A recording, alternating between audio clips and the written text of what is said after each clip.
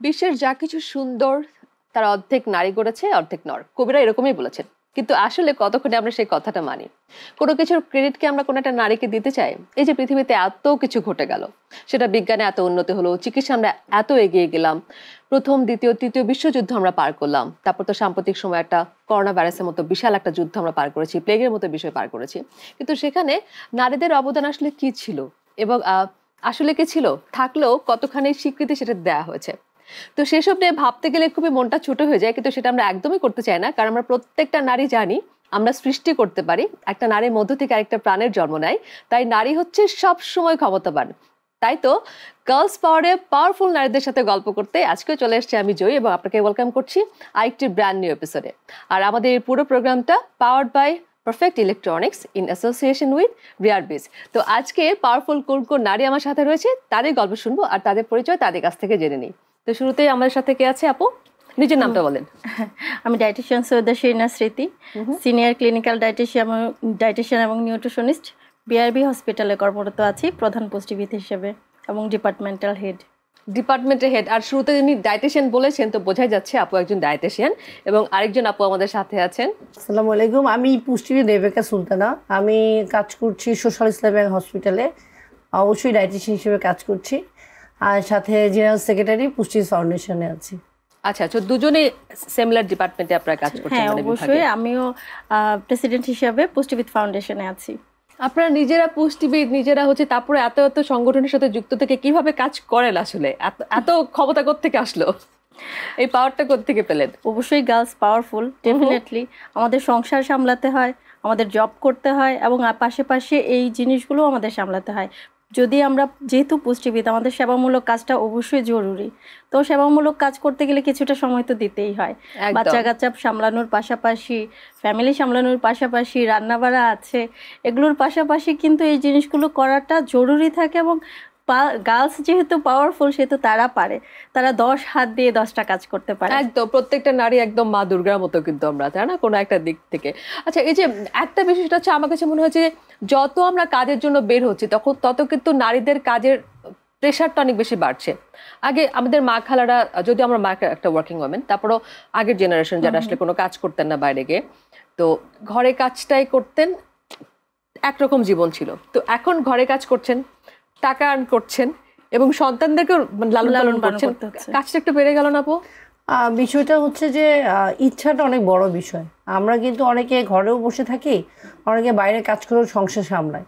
তো সেক্ষেত্রে আমার মনে হয় যে একটা ইচ্ছা শক্তি থাকতে হবে, পাশাপাশি হচ্ছে যে আমাদের কমিউনিকেশনটা অনেক হাই হতে হবে, যে অন্য মেয়েরা কি করছে তাদেরকে দেখে শেখা। তো আমরা যেহেতু একটা ফাউন্ডেশন চালাচ্ছি, এবং এই ফাউন্ডেশনটা, অনেক রকম ফাউন্ডেশন বাংলাদেশে আছে, বাট পুষ্টিবিদ ফাউন্ডেশনটা শুধুমাত্র পুষ্টি নিয়ে যে সেবামূলক কাজগুলো হয় সেগুলো নিয়ে, এবং এখানে যারা জড়িত আছেন এরা হচ্ছে বাংলাদেশের যেসব হসপিটালে ডায়েটিশিয়ানরা কাজ করছেন এবং এনজিও বা পাবলিক সেক্টরে যে পুষ্টিবিদরা কাজ করছে, তারা কিন্তু হচ্ছে এই ফাউন্ডেশনটা হচ্ছে জড়িত, এবং তারাই হচ্ছে যে বাংলাদেশের বিভিন্ন জেলা এবং বিভিন্ন ইউনিয়ন লেভেলে যে কাজগুলো হচ্ছে আমাদের সেবামূলক, সেগুলোতে কিন্তু তারাই হচ্ছে অংশগ্রহণ করছে। এখন কীভাবে করছে? এটা তো আমরা নিশ্চয়ই চাকরির পাশাপাশি করছি, তাই তো? আমাদের সবার একটা জব আছে, সবার চেম্বার প্র্যাকটিস আছে। তো আমাদের সেবামূলক কাজটা আমরা হচ্ছে বিভিন্ন জেলাতে আমাদের পেশাবিদরা ওভাবে ভাগ করে নিয়েছে, যার যেদিন সুযোগ হচ্ছে তারা সেই মানুষটাকে সুস্বাস্থ্য বজায় রাখতে এবং রোগ হওয়ার পরে যে আমরা পথ্য দিয়ে থাকি, সেই বিষয়গুলোকে অ্যাওয়ার করার জন্য আমাদের ফ্রি ক্যাম্পিংয়ের মাধ্যমে আমরা কিন্তু সেটাকে চলমান রেখেছি। তো আমরা একজন মানুষের সুস্থ এবং অসুস্থতা দুইটাই নিয়েই কাজ করছি। তো সেটা একটু ছড়িয়ে দেওয়া, হ্যাঁ, গোটা বাংলাদেশে ছড়িয়ে দেওয়া, যে জায়গাগুলোতে পুষ্টি সেবাটা যাচ্ছে না সেই জায়গাতে আমরা মাঠ পর্যায়ে কাজ করছি, আমরা ঝুপড়িগুলোতে কাজ করছি, আমরা স্কুল কলেজে কাজ করছি। এমনিতেই কিন্তু আমাদের দেশে নারীরা কিন্তু ডাক্তারের কাছে কম যায়, নারী পুরুষ সবাই। আমাদের কিন্তু এক ধরনের ডক্টর ভীতি বা গিয়ে চিকিৎসা সেবার প্রতি এক ধরনের ভীতি আছে। তো সেই ক্ষেত্রে বড় বড় যেসব রোগ রয়েছে সেগুলো তো শুধুমাত্র সেই রোগের জন্য বেশি যাওয়া হয়। তো সেক্ষেত্রে ডায়েটিশিয়ান বা ডায়েট বলে যে আলাদা একটা বিষয় আছে, বা পুষ্টিকর খাদ্য গ্রহণের মানে সেটা যে জেনে বুঝে করতে হয়, সেটা জানার সংখ্যাটা আসলে কিরকম, বা হয় না যে আসলে কি মানুষ সচেতন? এই বিষয়টা শুনবো আপনার কাছ থেকে, তবে তার আগে জানিয়ে দিই যে শুধুমাত্র আমরা গল্প করবো বিষয়টা একদমই তা না। আমরা গল্প করতে করতে আপনাদের সাথে কুইজ খেলবো। তো 3টা পার্ট থাকছে আমাদের, 3টা পার্টে 3টা কুইজ থাকছে। তো 3টা কুইজের যিনি সঠিক উত্তর দিবেন তার জন্য থাকছে পারফেক্ট ইলেকট্রনিক্সের পক্ষ থেকে গিফট হ্যাম্পার। ঠিক আছে? তো একটু পরে সেই কুইজটাও খেলে ফেলবো এবং এরপরে আমাদের সাথে একজন বিশেষ অতিথি জয়েন করবেন অন্য একটা বিষয় নিয়ে। তো সেই গল্পটা, তার সাথে যে গল্প করবো সেই গল্প আপনাদেরকে মনোযোগ দিয়ে শুনতে হবে এবং সেই গল্পের মধ্যে থেকেও 2টো প্রশ্ন থাকবে দুজনের জন্য, সেটাও কিন্তু একটা কুইজ। এবং লাস্ট এপিসোডে থাকবে হচ্ছে, লাস্ট পর্বে থাকবে হচ্ছে একটা চমৎকার ধাঁধা, যেটা পারলে অবশ্যই 30+ পয়েন্ট পাবেন, আর যদি না পারেন তাহলে -15 হয়ে যাবে। মানে খেলার নিয়মটা আমি শুরুতেই বুঝিয়ে দিলাম। তো যে প্রশ্ন ছিলাম যে আসলে কি মানুষ সচেতন বা আসে সেরকম ভাবে ডায়েটিশিয়ানের কাছে? যেমন ঢাকার মানুষ বলেন, শহরাঞ্চলের মানুষ, তারা যথেষ্ট সচেতন। তারা অনেকে ইচ্ছা করে আসে যে জানার জন্য যে কিভাবে লাইফস্টাইলটা তারা মডিফিকেশন করবে এবং মডিফাই করে সুস্থ থাকতে পারবে। কিন্তু যারা গ্রাম অঞ্চলে, তারা এই দিক থেকে তেমন কোনো সচেতনতা খুবই আমরা কম পাই, খুব কম যে তারা চিন্তা করে খাবারটা খুব সুন্দর করে ব্যালেন্স ওয়েতে খাবে। যেমন আমাদের যে কোনো বাড়িতেই হোক না কেন অনেক পদ হয়তো রান্না হয়, কিন্তু তারা লক্ষ্য করবেন একটা যে কোনো একটা যেটা ভালো মনে হচ্ছে সেটা দিয়ে খেয়ে উঠে চলে যায়, বেশি করে ভাত খায়, তরকারি অল্প নেয়, দেন একটা খেয়ে চলে গেল। সেটাই স্বাভাবিক। কিন্তু আমরা যে ব্যালেন্সে, তেমন না যে তাদের বাসায় রান্না হচ্ছে না, গেদাহীন সবজি রান্না হচ্ছে, শাক রান্না হচ্ছে, প্রোটিন জাতীয় একটা মাছ মাংস রান্না হচ্ছে। ব্যালেন্স ওয়েতে খেলে কিন্তু পেটটাও ভরে, ব্যালেন্স ওয়েতে খেলে কিন্তু তারা রোগমুক্ত থাকে এবং সুস্থ থাকে। আমরা বিভিন্ন রকমের ক্যাম্পিং করি পুষ্টিবিদ ফাউন্ডেশন থেকে, বিভিন্ন এলাকায় যাই, আমরা কিন্তু অনেক পাই যে অনেক বেশি ডায়াবেটিক, প্রেশার অনেক বেশি, হয়তো ডায়াবেটিক কমে 2-এ চলে আসছে কিন্তু সে বুঝেই নি, অথবা ডায়াবেটিক বেড়ে তার হয়তো 26-এ চলে গেছে, সে বুঝেই না, টেরই পায় না, অথবা কখনো জানেই না যে তার ডায়াবেটিস। আবার সেটার সাথে যদি আন্ডারলাইন কোনো কন্ডিশন থাকে ডায়াবেটিকের, সেক্ষেত্রে তো এই বিষয়গুলো বা লক্ষণগুলো খুব একটা প্রকাশ পায় না, সেটা একটা বড় কারণ। কিডনি রোগের ব্যাপারে তো তারা একদমই সচেতন না।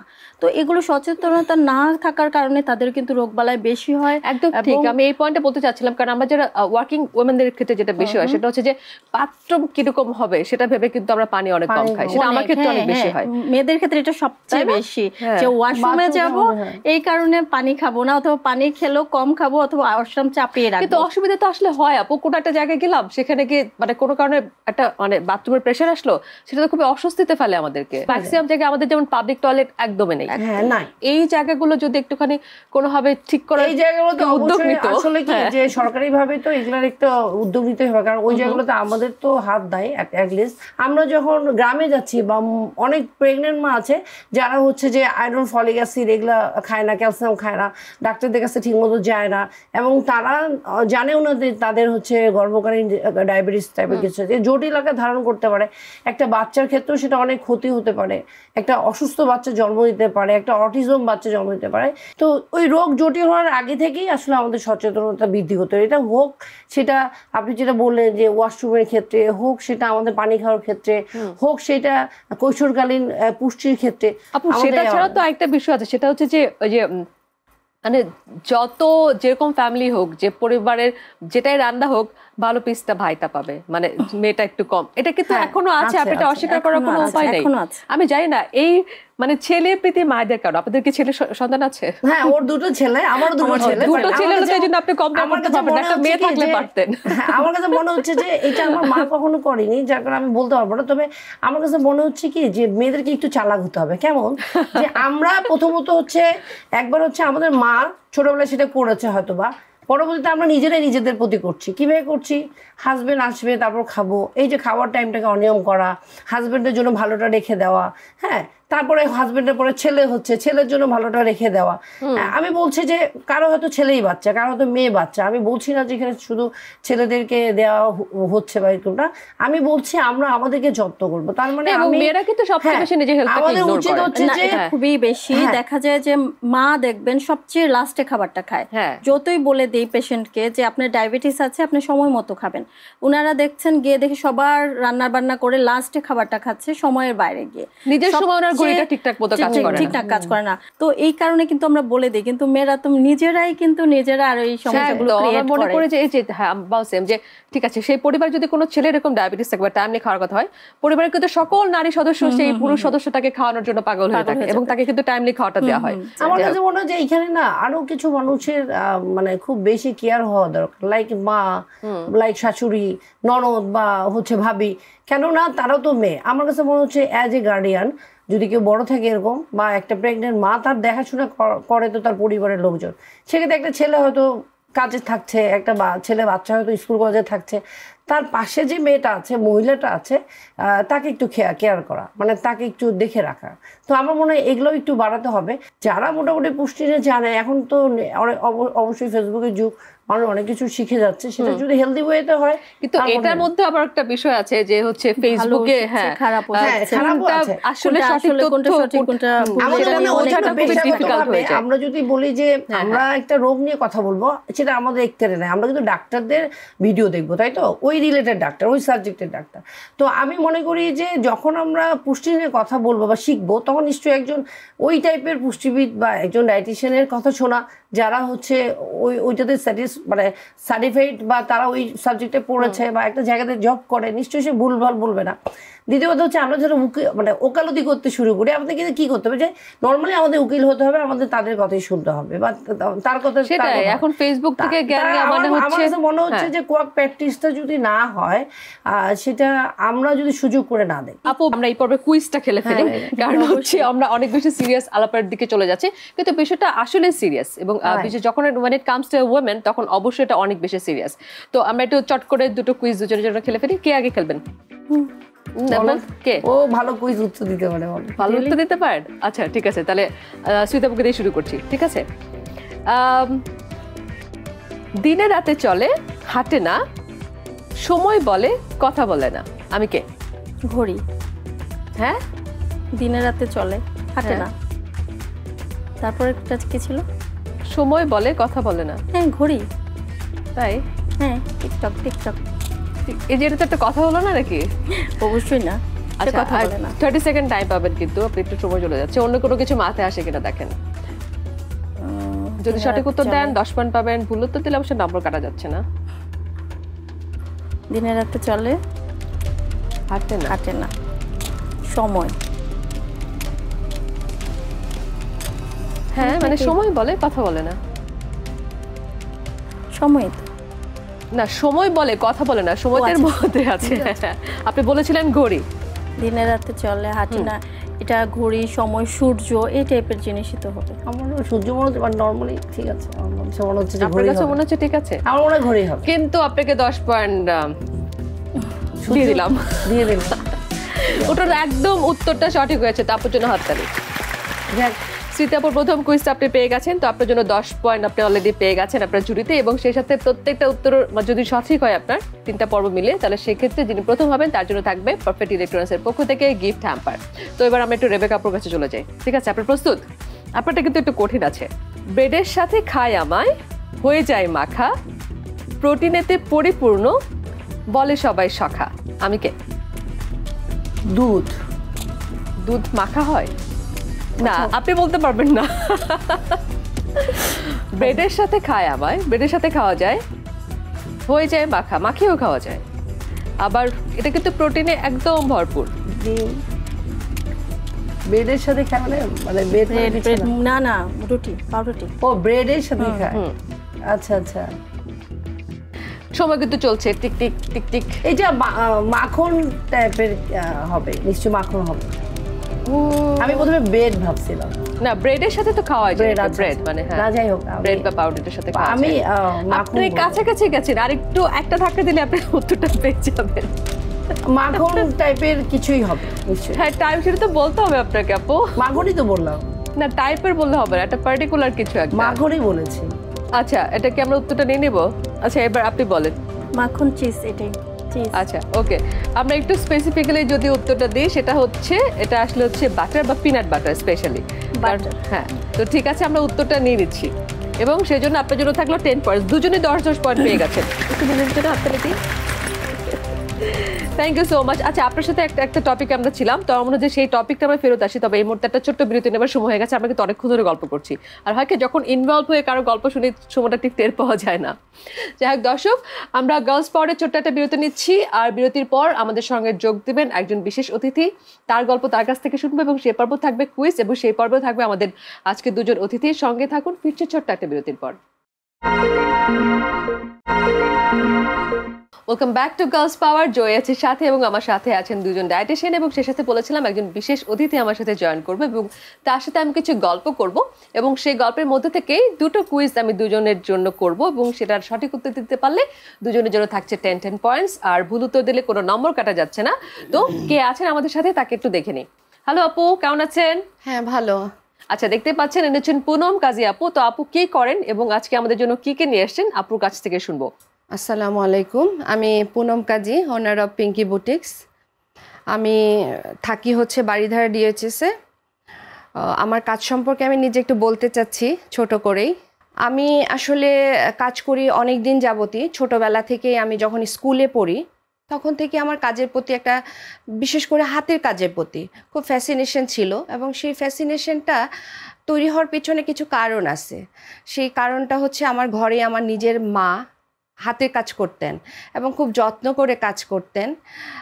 সেখান থেকে আসলে আমার মার কাজটা দেখে দেখে আমার খুব ভালো লাগাটা জন্ম হয়ে যায়, এবং সেই ভালো লাগাটা আস্তে আস্তে আমার ভিতরে অ্যাবজর্ব করতে থাকি এবং ভালোবাসা তৈরি হতে থাকে। তখন আমি কি করি, আমার মা তো চাইতেন না যে আমি পড়ালেখার রেখে এই কাজ করি, তারপরও আমি একটু চুরি করে করে লুকিয়ে লুকিয়ে কাজ করতাম। পড়ার টেবিলের নিচে রেখে কাজ করতাম, ফ্রেমের মধ্যে একটু ছোটোখাটো ডিজাইন করে এঁকে তারপর সেলাই করতাম সুই সুতা দিয়ে। অনেক সময় মা দেখে ফেলতো, আমাকে বকাও দিত। না, আমার একটা বিষয় জানতে ইচ্ছে করছে পুনম আপু, ওই যে আমরা তো দেখি বেশিরভাগ সময় টেবিলের নিচে বাবা মাকে লুকিয়ে প্রেমপত্র টাইপ জিনিসপত্র করা হতো, তো সেটা করতে গিয়ে অভ্যাসটা হয়েছে নাকি সেটা এটা করতে গিয়ে ওই অভ্যাসটা হয়েছে? আমাকে একটু আসলে সেটা হয় নাই। হ্যাঁ, প্রেম করি নাই তা বলবো না, প্রেম করেছি, কিন্তু সেটা যে প্রপারলি প্রেমের টাইমে দরকার ছিল সেই টাইমে করি নাই। সেটা আমি অনেক পরে 23 বছর বয়সে আমি গিয়ে প্রেম করেছি। তো 25 বছর বয়সে আমি বিয়ে করেছি, কিন্তু আমার প্রেমের কোনো কাহিনীটা ওরকম, মানে ছোটবেলায় যে সবার থাকে ওরকম কোনো প্রেম কাহিনী আমার নাই। ছোটবেলার প্রেম আপনার যে হাতের কাজ বুটিকের কাজের প্রতি জি জি, আমার মা যেহেতু কাজ করতেন ওটা দেখে আমার আসলে সবসময় ভালো লাগতো যে আমার মা যা দেখতেন তাই করতেন, সেটা কার্টিন হোক, হাতের সেলাই হোক, মেশিন এমব্রয়ডারি হোক, বা মেশিনে উলের কাজ হোক। মানে যখন দেখতাম যে কোথাও যে মানে আমাদেরকে নিয়ে যেত বা কোথাও দেখতো একটু হাতের কাজ, ওটা দেখে কেন জানি আমার খুব আগ্রহ সৃষ্টি হয়ে যেত যে এই কাজটা কিভাবে করা যায়। হাত দিয়ে ধরে ধরে দেখার চেষ্টা করতো সেলাইটা কিভাবে, যেহেতু উনি পারতেন, করে করে অভ্যাস ছিলেন। আবার একটা ট্রেনিংও আম্মা সেনা কল্যাণে নিয়েছিলেন, সেখানে আম্মা প্রথম ফার্স্ট হয়েছিলেন।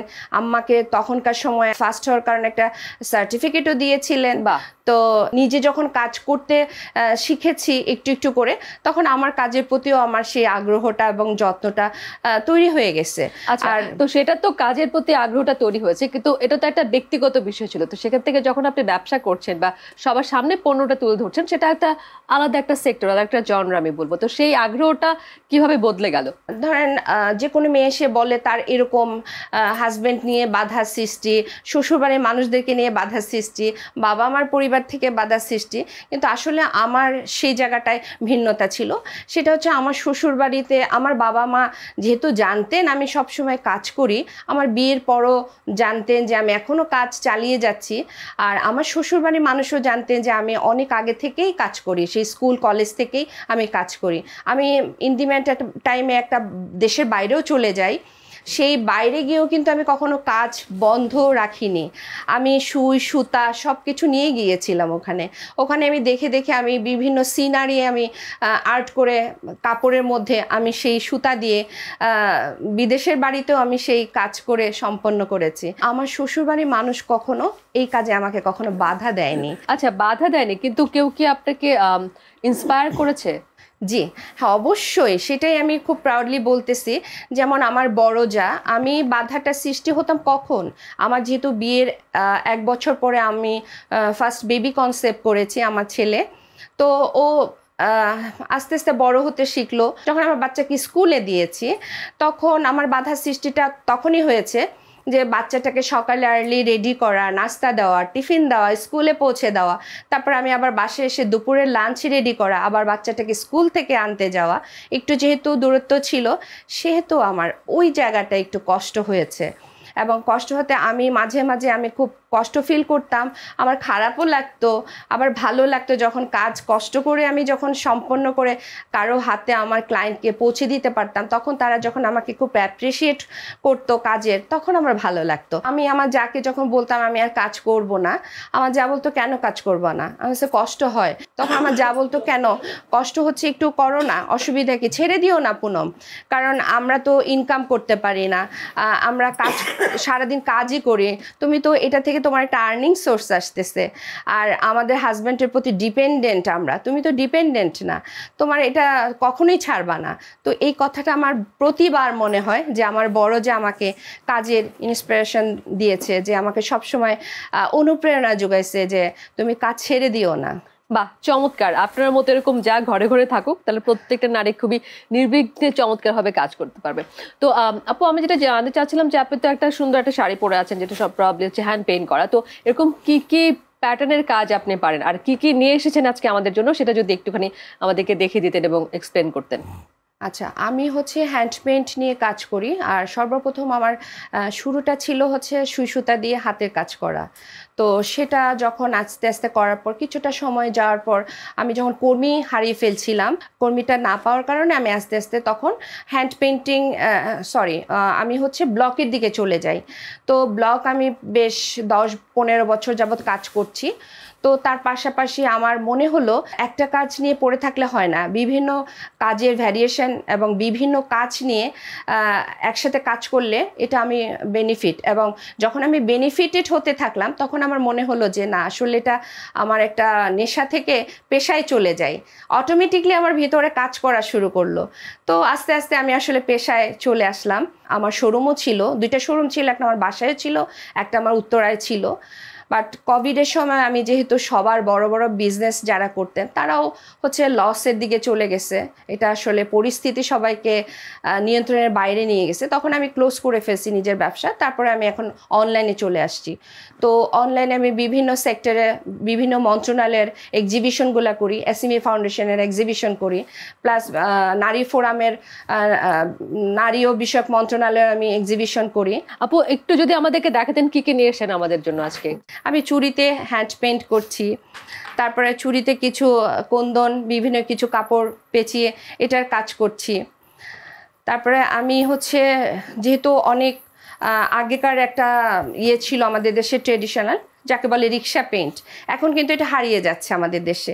তো আমি চেষ্টা করেছি, আমি জানি না কতটুকু পেরেছি, আমার ক্লায়েন্টরাই বলতে পারবে বা আমার শুভাকাঙ্ক্ষীরা যে আসলে আমি পেরেছি কিনা। আমি আমার শাড়িতে রিক্সা পেইন্ট করে একটা নতুনভাবে ময়ূর দিয়ে বিভিন্ন কালার, রিক্সাতে নিশ্চয়ই আপনি দেখেই বুঝতে পারতেছেন যে দেখতে পাচ্ছেন যে এটা আসলে একটা রিক্সা পেইন্টের মতো, যে বিভিন্ন কালার কম্বিনেশন দিয়ে রিক্সা পেইন্ট হয়। তো আমি চেষ্টা করেছি আসলে যে একটা আমার, যেহেতু আমি শাড়ি পরি, শাড়িতেও যদি আমি একটা রিক্সা পেইন্ট করি কেমন হয়। তো দেখলাম যে না, ভালোই আমাকে আমার কাস্টমাররা সাড়া দিচ্ছে। তারপরে আমি চাদরে ব্লক করেছি। বাহ, এটাও খুব চমৎকার। আমি আসলে সব ধরনের কাস্টমার তো আসলে কালারফুলও চায়, লাইট কালারও চায়, তো সেই জন্য আমি সব কালারের উপরে কাজ করার চেষ্টা করি। এটার সাথে 2টা পিলো কাভার আছে এবং আলাদা এক্সট্রা আমি কুশনও করি, যদি কেউ চায় আমি তার সাথে প্রোভাইড করি। আচ্ছা, সামনে যেহেতু পহেলা বৈশাখ, যদিও রোজার মধ্যে পড়বে হয়তো বা, তারপরে চেষ্টা করেছি আর কি করার জন্য, অনেকেই চায়। এটাও ভীষণ চমৎকার। আর এটাও একটা হ্যান্ড পেইন্ট শাড়ি। বা এই শাড়িটা খুবই রিফ্রেশিং দেখতে, একটা শরৎ শরৎ বিষয় আছে শাড়িটার মধ্যে, তাই না? এখন তো আসলে মানুষ পহেলা বৈশাখ মানে বিভিন্ন ভ্যারাইটিস রকমের প্রোডাক্ট পড়তে চায়। আর তার সাথে আমি কাঠের উপরও হ্যান্ড পেইন্টিং করে গলার, তারপরে কানের জিনিসও মানে তৈরি করছি।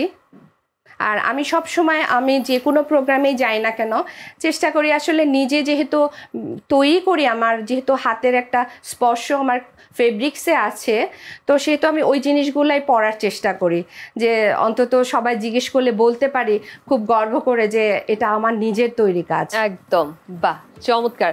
থ্যাংক ইউ সো মাচ আপু। পুনম কাজী আপু আমাদের সাথে এতক্ষণ ছিলেন এবং তিনি ওনার নিজের প্রোডাক্ট সম্পর্কে, নিজের সম্পর্কে অনেক গল্প আমরা শুনলাম। আর আজকে যে দুজন আমাদের সাথে আছেন ডায়েটিশিয়ান, এবং আমরা শিওর যে আপনার গল্পটা মনোযোগ দিয়ে শুনেছেন উনি কি বলেছেন, রাইট?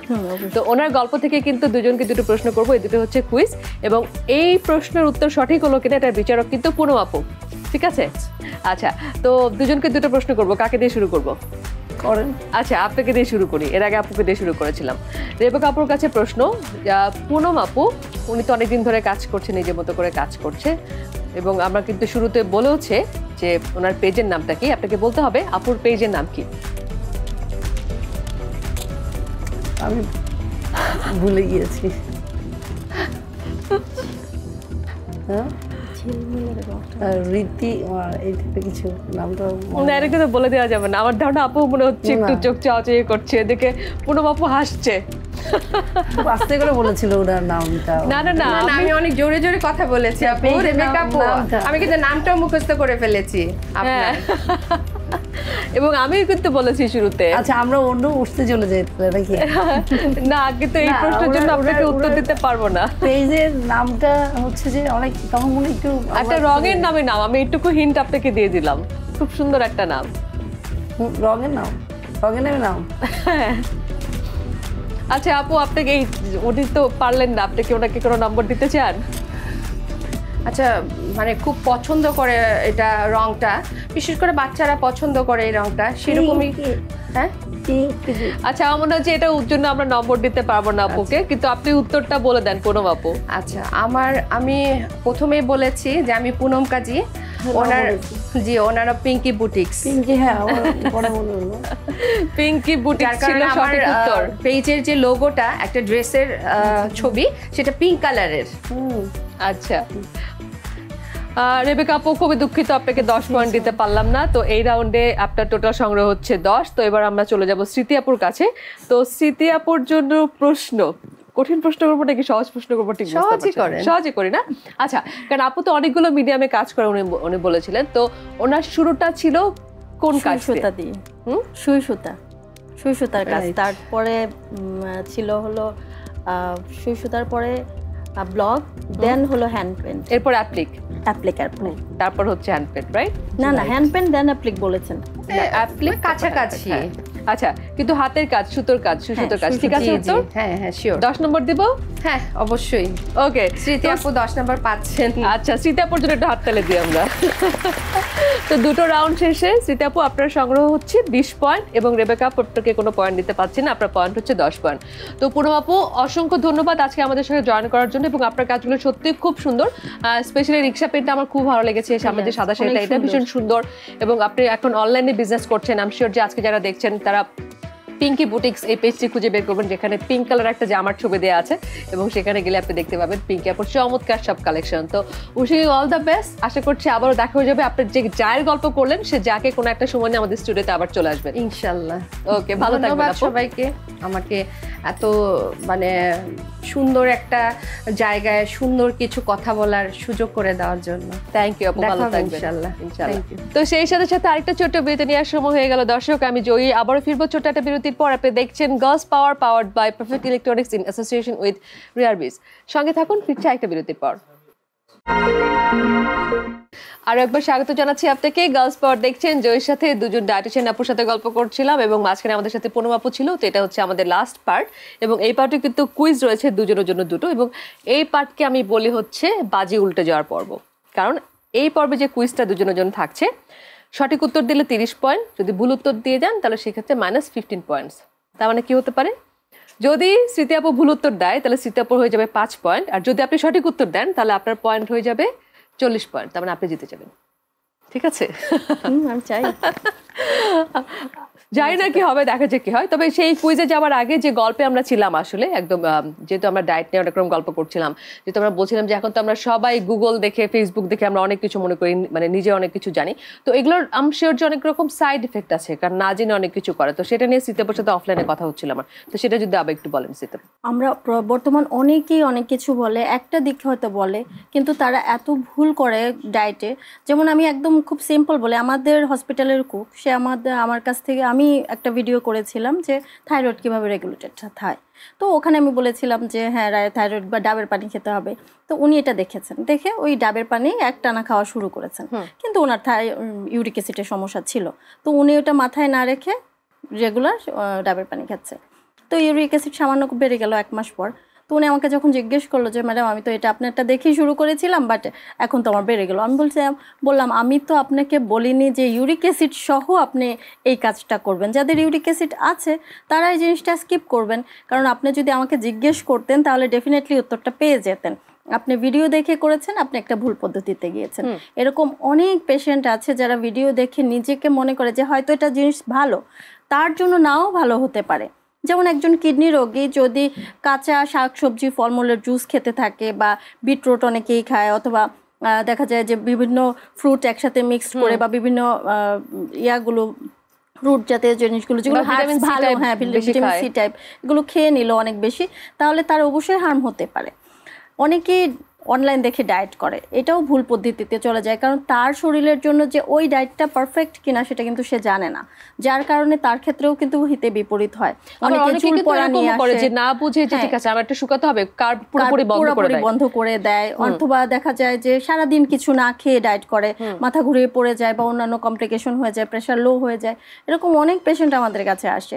তো আমি বলবো যে অবশ্যই যদি ডায়েট করে অথবা জানার প্রয়োজন থাকে, অবশ্যই একবার হলেও একজন ডায়েটিশিয়ানের কাছে যেতে, বা নিউট্রিশনিস্টের কাছে যেতে, আশেপাশে যে আছে, তাহলে সে তাকে একটা ভালো গাইডলাইন দিবে। সবকিছু ভালো মানে আমার শরীরের জন্য সবকিছু ভালো হবে, বিষয়টা সেরকম একদমই না।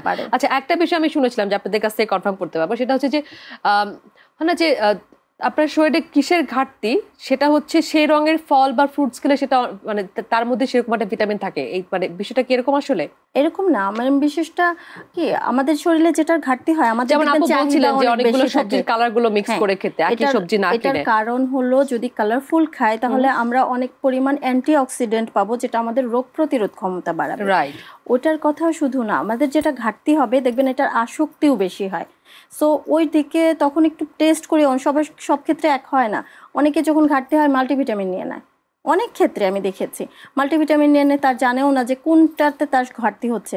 একটু প্রয়োজনে পরামর্শ নেন একজন ডায়েটিশিয়ানের কাছে বা একজন ডক্টরের কাছে যান, যে একটু পরামর্শ নিয়ে নেন, গেলেই যে ওষুধ ধরিয়ে দিবে তা তো না। আর আমাদের ওষুধ ভিত্তি তো একটা আছে যে ওষুধ বেশি খাবো না, আবার অনেক সময় দেখা যায় ফার্মেসি থেকে গিয়ে অযথায় এমন কিছু ওষুধ নিয়ে আসছে যেটা তার জন্য হার্মফুল।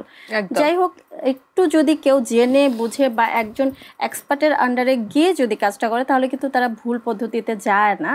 এই জিনিসটা সবার লক্ষ্য রাখা উচিত। একটা বিষয় আমি জানতে চাই যে একটা মেয়ে, বা আমি যদি আমার কথা ধরি, যে কোন মুহূর্তে আসলে ধর এমনিতে আমি ঠিক আছে, দেখা যাচ্ছে ঘুম অনেক সময় ঠিকঠাক মতো হয় না, অনেক সময় হঠাৎ করে একটা স্কিনের প্রবলেম হয়, হঠাৎ কিংবা চুল পড়ে যাচ্ছে, কিংবা অনেক রকম অসুবিধা হয়, কিংবা উইক ফিল করছি, কোন সময়টা আসলে একটা মানুষের ফিল করা উচিত যে না আমার এক্ষুনি ডক্টরের কাছে যাওয়া উচিত? আমার কাছে মনে হচ্ছে যে একটা মানুষ যদি ব্যালেন্স ডায়েটের মধ্যে থাকে, অর্থাৎ এই যে আপনি বললেন যে কালারের কেন গুরুত্ব, আসলে আল্লাহ তাআলা প্রতিটা খাবারকে অ্যাজ এ মুসলিম আমাদের জন্য যেগুলো হালাল করেছে, আমরা যদি প্রতিটা কালার থেকে খাবার রাখি, প্রতিটা ফুড গ্রুপ থেকে খাবার রাখি, তাহলে কিন্তু আমাদের নিউট্রিশনের ডিফিসিয়েন্সি হয় না। আচ্ছা, আমরা তো বেশিরভাগ সময় নিউট্রিশন আসলে কারণ হচ্ছে আমাদের দেখা যায় যে শিশু স্বাস্থ্য নিয়ে আমরা অনেক বেশি কথা বলি, গর্ভবতী মাদেরকে নিয়ে আমরা অনেক বেশি সচেতন, কিন্তু আমি বলবো যে যদিও নারীদেরকে অনেক ক্ষেত্রে আমরা পিছিয়ে পড়াই বলতে পারি, তারপরে এই ক্ষেত্রে হয়তো ছেলেদেরকে আমরা একটু হলেও ইগনোর করি। মানে ছেলেদের হেলথ নিয়ে, ওদের পুষ্টি নিয়ে কিন্তু খুব একটা আলাপ বা খুব একটা সোশ্যাল ওয়ার্কে বা সচেতনতা তৈরি খুব একটা কিছু দেখি না।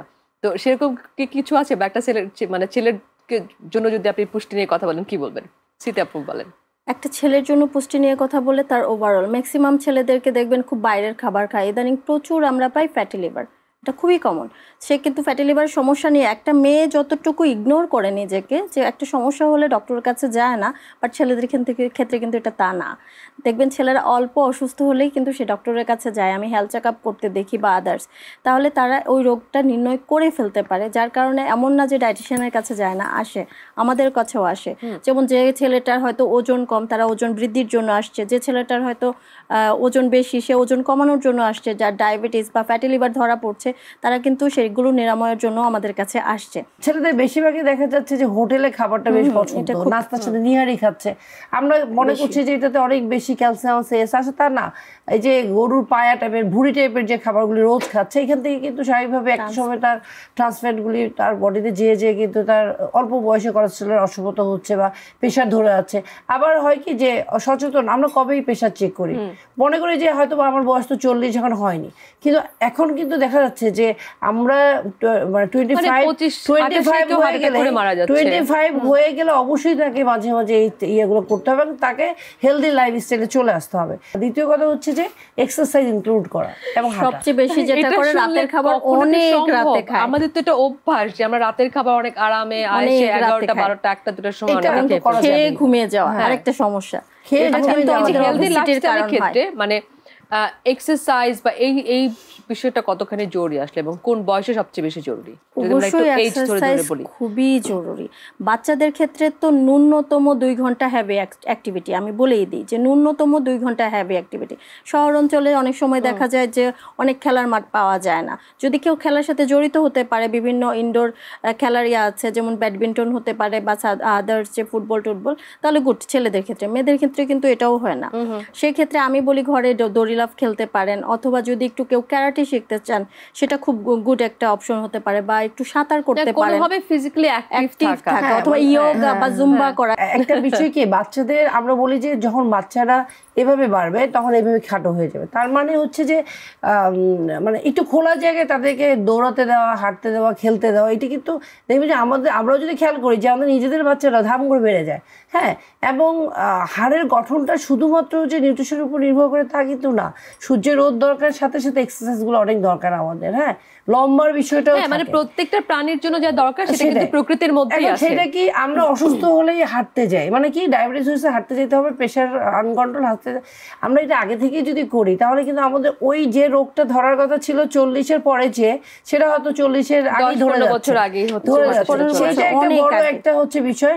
একটা হচ্ছে যে আমাদের মুভমেন্টটা একেবারেই কম থাকার কারণে এখানে কিন্তু আমাদের ওজনটাও কন্ট্রোলে আসতেছে না।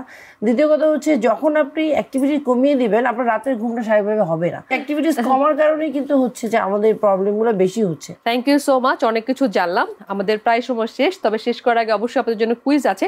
তবে সেই কুইজে যাবার আগে গত পর্বে কুইজের যে প্রশ্নটা ছিল সেই প্রশ্ন আমি একবার বলছি এবং সেই সাথে সাথে জানিয়ে দিব সঠিক উত্তর এবং কে হয়েছেন সঠিক উত্তর দিয়ে বিজয়ীতে। অনেকেই সঠিক উত্তর দিয়েছেন, তো সবার উত্তর অবশ্যই আমরা নিতে পারি না, সেখান থেকে আমরা বেছে নিয়েছি একজনকে যিনি হচ্ছেন গত পর্বের কুইজ বিজয়ী। তো কুইজ ছিল 21শে ফেব্রুয়ারিকে কত সালে আন্তর্জাতিক মাতৃভাষা দিবস হিসেবে স্বীকৃতি দেওয়া হয়? এটা ছিল কুইজ, আর সঠিক উত্তর হচ্ছে 1999 সাল। আমি আবার বলছি যে অনেকেই সঠিক উত্তর দিয়েছেন, তো সেখান থেকে আমরা একজন বিজয়ী বেছে নিয়েছি এবং যিনি গত পর্বের কুইজ বিজয়ী তিনি হচ্ছেন, এবং তার জন্য থাকছে পারফেক্ট ইলেকট্রনিক্সের পক্ষ থেকে গিফট হ্যাম্পার। আর এখন আমি জানিয়ে দিব এই পর্বের কুইজ এবং তারপর চলে যাব আমাদের আজকের যে দুজন অতিথি আছেন তাদের সাথে কুইজ খেলতে। তো এই পর্বে যেটা কুইজ সেটা হচ্ছে কমলা রঙের ছোট ফল, টক মিষ্টি তার স্বাদ, ভিটামিন সিতে ভরপুর, রোগ করবে বাদ। এটা কি ফল বা এটা কি? আমি আরেকবার করছি কুইজটি, প্রশ্নটি কমলা রঙের ছোট ফল, টক মিষ্টি তার স্বাদ, ভিটামিন সিতে ভরপুর, রোগ করবে বাদ। এটা কি বা কি ফল?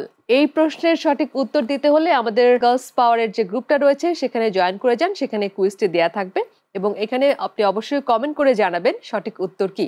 যারা সঠিক উত্তর দিবেন তাদের মধ্যে থেকে বেছে নিব এই পর্বের বিজয়ী। তো আজকে আমাদের সাথে যারা অতিথি রয়েছেন স্মৃতি আপু এবং রেবেকা আপু, তাদের সাথে কুইজ খেলে ফেলি। আপনি একটু মনে করে দিই, স্মৃতি আপু আপনি টোটাল পয়েন্ট আছে আপনার 20 এবং রেবেকা আপু আপনার আছে 10। ঠিক আছে, আর এই পর্বে তো আমি বলে দিয়েছি বাজি উল্টে যেতে পারে। 30 নম্বর হচ্ছে সঠিক উত্তরের জন্য। যদি কেউ ভুল উত্তর দেন তাহলে সেক্ষেত্রে হয়ে যাবে -15। কিন্তু এক্ষেত্রে একটা বিষয়, উত্তর কিন্তু আপনাকে দিতে হবে, আপনি পাস করতে পারবেন না, মানে ভুল হলেও আপনাকে উত্তরটা দিতেই হবে। ঠিক আছে, কাকে দিয়ে শুরু করব? করেন, সমস্যা নেই। আপনাকে দিয়ে শুরু করি, করবো? হ্যাঁ হ্যাঁ, আচ্ছা, ওকে। রেবেকা সুলতানা আপু, আপনার জন্য এই পর্বের কুইজ, যেটার উত্তর যদি আপনি সঠিক উত্তর দেন তাহলে আপনি পেয়ে যাবেন 30 পয়েন্ট, এবং 30 পয়েন্ট পেলে আপনি হয়ে যেতে পারেন আজকের বিজয়, এবং আপনার জন্য থাকছে পারফেক্ট ইলেকট্রনিক্সের পক্ষ থেকে গিফট হ্যাম্পার। তো ধাঁধা হচ্ছে, মাছ মাংস ডিমে দুধে আমি থাকি সমৃদ্ধ, শক্তি যোগাই মাসেল গড়ি, কি নামে আমি প্রসিদ্ধ? আরেকবার বলি। মাছ মাংস ডিমে দুধে আমি থাকি সমৃদ্ধ, শক্তি যোগাই মাসেল গড়ি, কি নামে আমি প্রসিদ্ধ? প্রোটিন। প্রোটিন, ওকে। কনফিডেন্ট আপনি? আপনি মাথা টাটছেন? প্রোটিন। ডেফিনেটলি। যদি এটা সঠিক উত্তর দেন রেবেকা আপু, তাহলে আপনার পয়েন্ট হয়ে যাবে, আগে আপনার 10 পয়েন্ট ছিল 40, আর যদি আপনি ভুল উত্তর দেন তাহলে হয়ে যাবে -15, মানে আপনার পয়েন্ট হবে -5। ঠিক আছে, ভুল হওয়ার সম্ভাবনা নাই। বলার সম্ভাবনা নাই, এত কনফিডেন্ট? ওকে, আচ্ছা, আমরা একটু জেনে নিই যে উত্তরটা সঠিক হয়েছে কিনা। একদম সঠিক উত্তর, 40 পয়েন্ট। এবার মনে হচ্ছে না আপনি একটু জিতে যেতে পারেন? হ্যাঁ, অবশ্যই। না, আমরা যাই হোক, জিতলো কি আর হারলেও কি। না, কিন্তু আপনি যেটাই বলেন না কেন আপুরে বা রেবেকা আপু, সেটা হচ্ছে আমরা যত বড়ই হয়ে যায় না কেন, বুড়োই হয়ে যায় না কেন, ছোট্ট একটা gift গেম, এর একটা জন্য, খেলা কিন্তু একটু right? মজা, মানে সেটাই। গিফট কত দামের ইট ডাজন্ট ম্যাটার, একটা সত্যি, চকলেটও হতে আমরা পারে, তাই না? সামিটে আমরা দুজনে আবার পাজেল খেলছিলাম। আমরা প্রায় এগুলো করি, কিন্তু তাই না? যেই মজা জিতুক লাগে, না কেন হ্যাঁ। ওই প্রাইসটা তো আমাদের ঘরেই আছে। সেটাই মজা লাগে। সেটাই, যে জিতুক Pressure পারফেক্ট ইলেকট্রনিক্সের আমাদের গিফট সেটাই। আমাদের ঘরেই যাবে আর আমাদের কি। ঘরেই যাবে। আচ্ছা, এবার হচ্ছে স্মৃতি আপু আপনার জন্য হচ্ছে প্রশ্ন করছি, ওকে? রেডি আপনি? সঠিক উত্তর দিলে 30 পয়েন্ট, ভুল উত্তর দিলে -15। প্রশ্ন হচ্ছে, আমি কিন্তু নোনা খাবার, তবে লাগে কম, বেশি খেলে শরীর খারাপ, অল্পে ডাকে জম। অল্পে ডাকে জম, লবণ। একটু একটু ভেবে বলেন। আমি আবার আবার বলি, আমি কিন্তু নোনা খাবার, তবে লাগে কম, বেশি খেলে শরীর খারাপ, অল্পে ডাকে জম। লবণে মনে হচ্ছে? আচ্ছা, ওকে, আপনার উত্তর আমি নিয়ে নিলাম লবণ। আপু, আপনার কাছে কি মনে হয় যে এটার উত্তর কি হতে পারে? আমি কিন্তু নোনা খাবার, তবে লাগে কম, বেশি খেলে শরীর খারাপ, অল্পে ডাকে জম। লবণ দিয়ে তৈরি খাবারই বোঝানো হচ্ছে, কিন্তু স্পেসিফিক ভাবে যদি বলা যায় সেক্ষেত্রে আচ্ছা, ঠিক আছে, আমি আর কনফিউজ না করি দুজনকে, ওকে। আচ্ছা, এটা সঠিক উত্তর হচ্ছে লবণ। লবণ একদম সঠিক উত্তর। তাহলে আপনার পয়েন্ট কত হলো? 40 + 20 60। না, 20 ছিল আর 30। ও 30, হ্যাঁ, 50। ওকে, তো আজকে আমাদের পর্বের বিজয়ী হচ্ছে স্মৃতি আপু। স্মৃতি আপু, আপনাকে অভিনন্দন। Thank you. কিন্তু আপু যেমনটা বললো, যে জিতবে হ্যাঁ, আমাদের ঘরেই পারফেক্ট আসবে। ইলেকট্রনিক্সের এই গিফটটা আপনাদের ঘরেই যাবে। তো আমি একটু যে দুজন বিজয়ী তাদের জন্য পুরস্কার দিতে চাই। তবে একটা বিষয়, সেটা হচ্ছে আমাদের অনুষ্ঠানে অতিথি হয়ে আসবেন, কিন্তু মানে বিজয়ী না হয়ে যাবেন তেমন তো হতে পারে না, তাই পুরস্কার রয়েছে দুজনের জন্যই। ঠিক আছে, তো আজকে আমাদের রানার্স আপ হয়েছেন রেবেকা আপু। তো রেবেকা আপুর জন্য থাকছে পারফেক্ট ইলেকট্রনিক্সের পক্ষ থেকে চমৎকার একটি ফ্লাক্স, লম্বা সময় কাজ করেন, আমি শিওর যেটা আপুর খুবই কাজে লাগবে। Thank you. হয়ে গেছে। এবং আমাদের আজকের বিজয়ী স্মৃতি আপুর জন্য থাকছে একটা রুম হিটার। আমি শিওর এটা সবসময় কাজেই লাগে, স্পেশালি শীতকালে। চলে গেল যেটা। Thank you. পারফেক্ট ইলেকট্রনিক্সের পক্ষ থেকে এটা হচ্ছে আজকে আমাদের প্রথম পুরস্কার। আর দর্শক, আজকে যারা আপনারা দেখলেন, অবশ্যই আপনিও পার্টিসিপেট করে জিতে নিতে পারেন পারফেক্ট ইলেকট্রনিক্সের পক্ষ থেকে গিফট হ্যাম্পার। সেজন্য কি করতে হবে? জয়েন করতে হবে আমাদের গার্লস গ্রুপে। গার্লস পাওয়ার যে গ্রুপটা রয়েছে সেই গ্রুপে, সেখানে আজকের পর্বে কুইজ দেওয়া আছে। সেই কুইজের সঠিক উত্তর দিলে সেখান থেকে আমরা বেছে নিব লটারি করে একজনকে, যার জন্য থাকবে পারফেক্ট ইলেকট্রনিক্সের পক্ষ থেকে চমৎকার একটি গিফট হ্যাম্পার। তো কুইজ খেলতে থাকুন, আর কোনো একদিন হয়তো আপনার সাথে আমার এখানেও দেখা হয়ে যেতে পারে। সে পর্যন্ত ভালো থাকুন, আর সবসময় চেষ্টা করুন পাশে যে নারীটা আছে তাকে সাপোর্ট করতে, সেটা তার কাজে হোক, মোরালি হোক, বা যে কোনোভাবেই হোক না কেন। কারণ যখনই আমরা কাউকে সাপোর্ট করি সেটা কিন্তু আমাদের মধ্যে একজনের শক্তির সঞ্চয় করে। তো সেটা আসলে সবচেয়ে বড় ক্ষমতা, সবচেয়ে বড় পাওয়ার। গার্লস পাওয়ার সবসময় এগিয়ে চলুক সামনে। ভালো থাকবেন, আবার দেখা হবে।